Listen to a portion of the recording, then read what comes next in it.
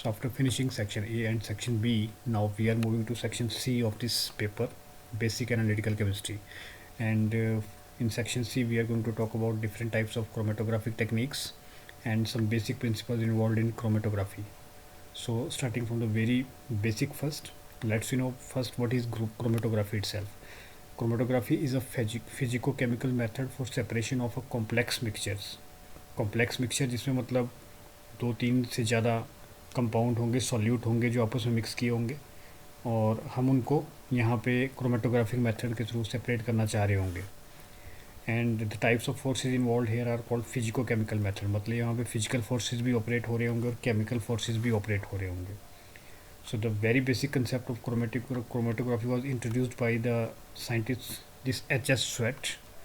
He was a known botanist of Russian origin, and he tried to separate some pigments, colored pigments like chlorophyll, xanthophylls, and several other colored vegetable extracts. Because he was the botanist, so he tried this method of chromatography on some plant pigments. कुछ plant के coloured pigments थे, compounds थे, उनको उसने separate किया chromatographic method से. उसने वहाँ पे क्या किया, कैल्शियम कार्बोनेट का एक कॉलम बनाया, और ये जो सॉल्यूशन था जिसमें सारे के सारे पिगमेंट्स मिक्स किए हुए थे उनको इस कॉलम से पास करवाया. तो इस जो कैल्शियम कार्बोनेट के साथ थी, इन सभी पिगमेंट्स की जो इंट्रैक्शन थी वो डिफरेंट टाइप्स की थी. फॉर एग्जांपल क्लोरोफिल ने उसके साथ डिफरेंट लेवल तक रिएक्ट किया, जेंथोफिल ने थोड़े डिफरेंट लेवल तक रिएक्ट किया, और जो बाकी के प्लांट पिगमेंट्स थे उन्होंने डिफरेंट लेवल तक रिएक्ट किया. उसके हिसाब से क्या हुआ कि जो कुछ कंपोनेंट थे, कलर्ड कंपोनेंट थे, वो कैल्शियम के ऊपर एब्जॉर्ब हो गए बड़े इजली, कुछ एब्जॉर्ब नहीं हो पाए. तो उसकी वजह से क्या हुआ कि जो दूसरा एंड कॉलम का था वहाँ पे ये जो पिगमेंट्स थे वो एक एक करके सेपरेट होने शुरू हो गए. So he said that he obtained coloured bands, जिसको उसने नाम दिया क्रोमेटोग्राम, और वहाँ से फिर क्रोमेटोग्राफी टेक्निक्स डेवलप होके आई. So in today's world, this chromatography is highly efficient method for separation of a mixture of substances when they are available in very small quantities.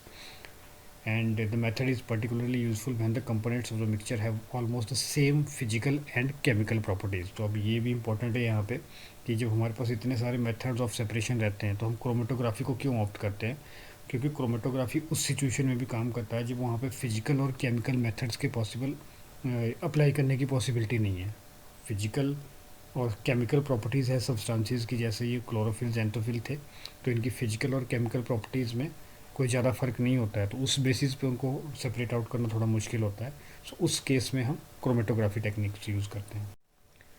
So starting from the definition first, chromatography is a technique in which the separation of the components of a mixture is achieved by distributing them between two phases, the stationary phase and a mobile phase. This is important here.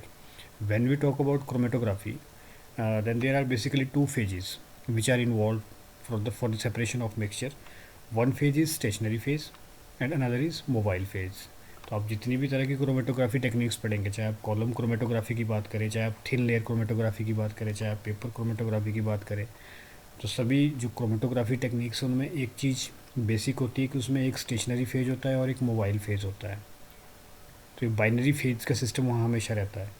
The components held preferentially in the stationary phase are retained longer than those distributed in the mobile phase and are eluted from the system at different intervals and their separation is achieved in this way. तो अब करते क्या है कि जो stationery phase होगा उसके ऊपर जो हमारा लिक्विड मिक्सचर होगा, लिक्विड मिक्सचर क्या है, जिसमें एक मोबाइल फेज है जिसको हम कोई सॉल्वेंट लेके चलते हैं. उस सॉल्वेंट में हमने सारे के सारे अपने पिगमेंट्स का एग्जांपल ले लेते हैं, सारे के सारे पिगमेंट्स उसमें हमने डिज़ोल्व करके रखे हुए हैं.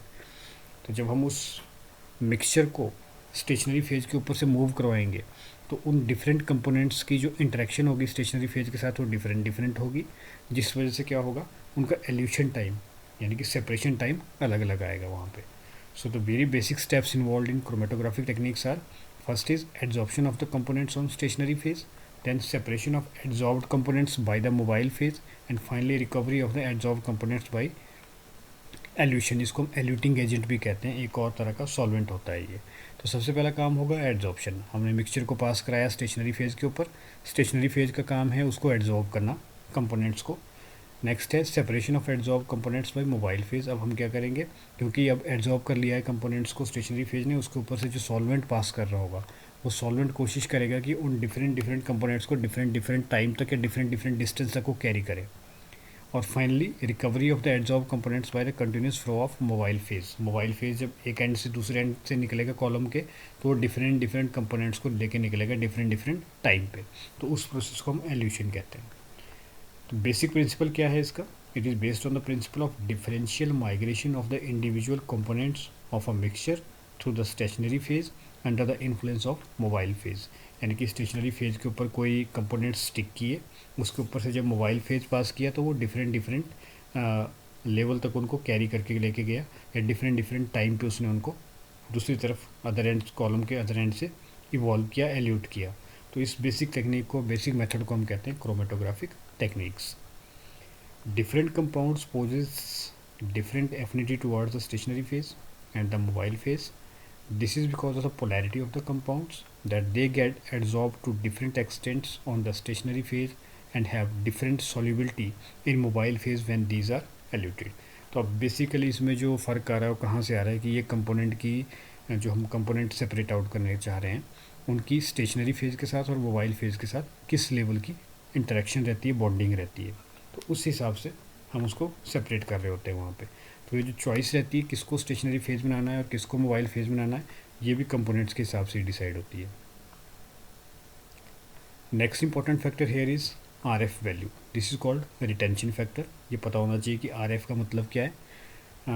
अब ये रिटेंशन फैक्टर क्या है? ये बेसिकली एक रेशो को रिप्रेजेंट करता है।